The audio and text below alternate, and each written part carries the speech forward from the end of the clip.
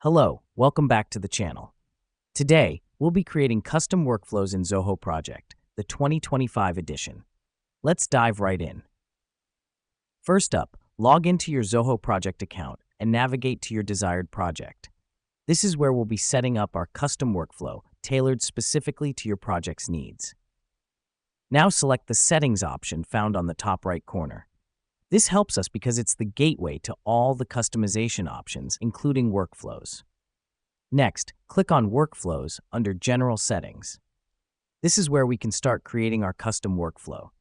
The reason we do this is to streamline our tasks and ensure efficiency. Now that we've done that, click on Add Workflow. Here, you'll define your workflow's name and add a brief description. Remember, this step is crucial as it aids in distinguishing between different workflows for future reference. After you've named your workflow, select Add Rule.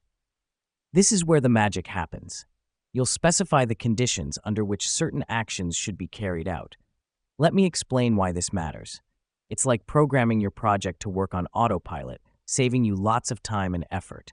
Once you've set your rules, don't forget to hit Save. This will ensure that your custom workflow is ready to run. And there you have it. You've just created a custom workflow in Zoho Project.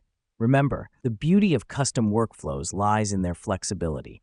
They can be as simple or as complex as you need them to be, streamlining your project management and boosting productivity. Thanks for tuning in today. Keep exploring, and we'll see you in the next tutorial.